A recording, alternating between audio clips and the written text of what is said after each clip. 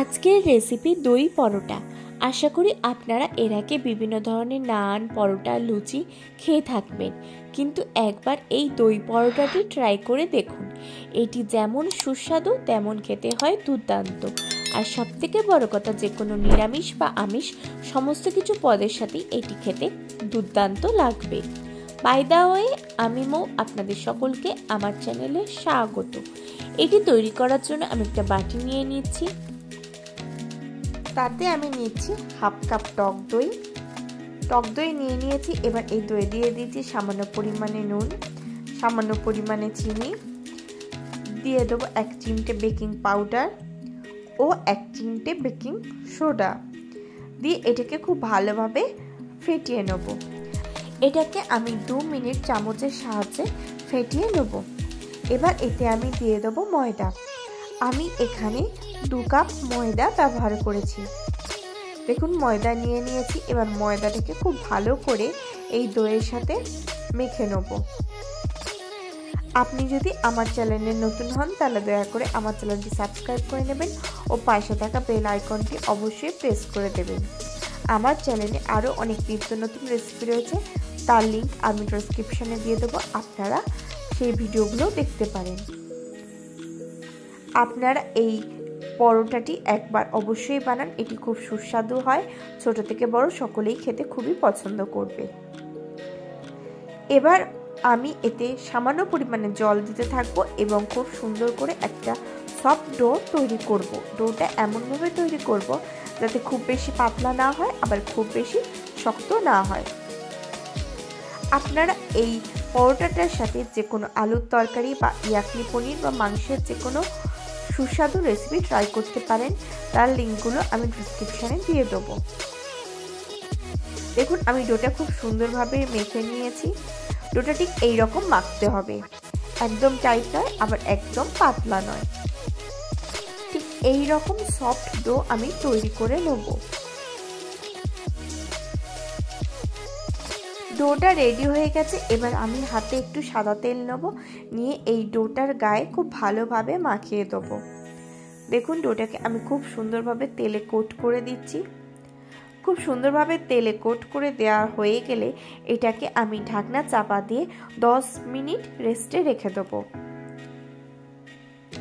দেখুন, আমি ঢাকনা চাপা দিয়ে এটাকে 10-15 মিনিট রেস্টে রেখে দিচ্ছি। 10-15 মিনিট হয়ে গেছে, আমি ঢাকনা সরিয়ে নিয়েছি। এটাকে আমি আবারও একটুখানি হাত দিয়ে মেখে নেব।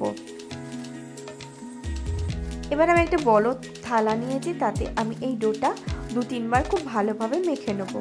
মেখে নিয়ে এই ডো থেকে আমি কয়েকটা টুকরো করে নিয়ে ছোট ছোট পরোটার জন্য লেচি কেটে নেব।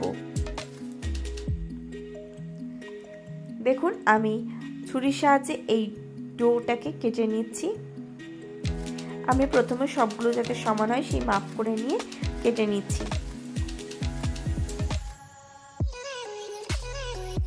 এবার এই টুকরো অংশগুলোকে নেব, নিয়ে গোল বল শেপে তৈরি করে নেব। দেখুন আমি কিভাবে করছি, ঠিক এইভাবে। আমরা তো নান, বিভিন্ন পরোটা, লুচি তো প্রায়শই খেয়ে থাকি, বা কুলচা, কিন্তু একবার এই দই পরোটাটি খেয়ে দেখুন।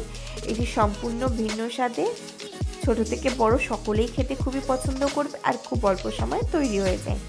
দেখুন, এইভাবে আমি সবগুলো রেডি করে নিয়েছি।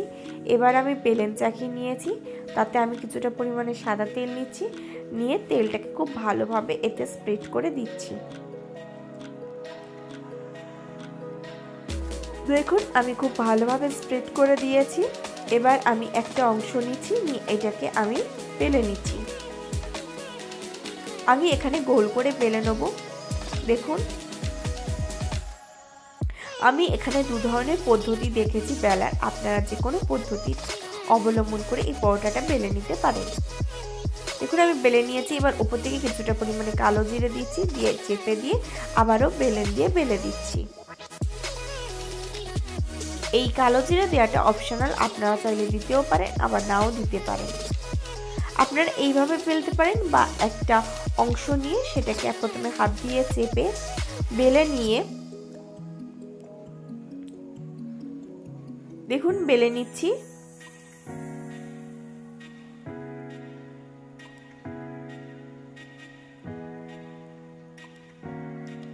দেখুন বেলে নিয়েছি একদম পাতলা করে। এবার এই পাতলা করে বেলে রাখা অংশটা আমি রোল করে নেব। দেখুন ঠিক এইভাবে রোল করে নিয়ে আবারও গোল করে নেব।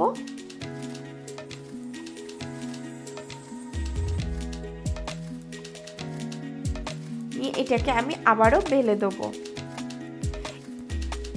এবার আমি গ্যাসে একটা ফ্রাইং প্যান নিয়েছি, তাতে আমি সামান্য অয়েল ব্রাশ করে নিয়েছি। এবার বেলে রাখা পরোটাগুলো আমি এক এক করে দিচ্ছি, দিয়ে উল্টে পাল্টে খুব সুন্দর করে ভেজে নিচ্ছি। প্রসঙ্গত বলে রাখি, এখানে পরোটাটা একদম পাতলা করব না, আবার খুব মোটাও করব না, মিডিয়াম থিকনেসের করব। এবার উল্টে পাল্টে খুব সুন্দরভাবে ভালোভাবে সেঁকে নেব।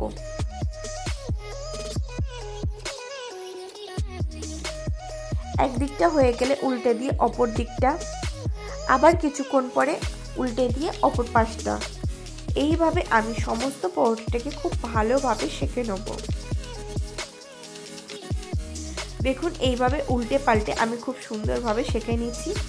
দেখুন পরোটাটা কি সুন্দর ফুলে উঠছে। এইভাবে আমি খুন্তি বা স্প্যাচুলার আগা দিয়ে চাপ দিয়ে খুব ভালোভাবে সেঁকে নেব। এটা যখন খুব সুন্দরভাবে ভালোভাবে সেঁকা হয়ে যাবে এবং খুব সুন্দরভাবে ফুলে উঠবে, তখন আমি এতে দিয়ে দেবো কিছুটা পরিমাণে সাদা তেল। দেখুন আমি এতে কিছুটা পরিমাণে সাদা তেল দিচ্ছি, দিয়ে এবার এই তেলে পরোটাটাকে খুব ভালোভাবে ভেজে নেব। দেখুন আমি তেলে এবার পরোটাটাকে খুব সুন্দরভাবে ভালোভাবে ভেজে নিচ্ছি।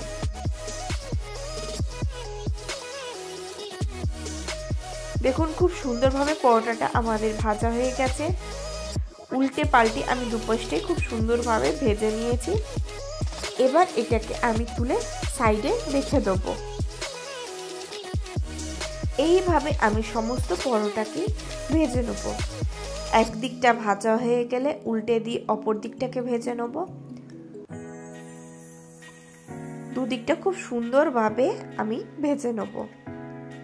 দেখুন আমি এইভাবে সমস্ত পরোটাগুলোকে রেডি করে নিচ্ছি। এবার উপর থেকে কিছুটা পরিমাণে বাটার দিয়ে দেবো, দিয়ে এবার এটাকে গরম গরম পরিবেশন করে দেবো পনির, আলুর দম বা মাংসের সাথে।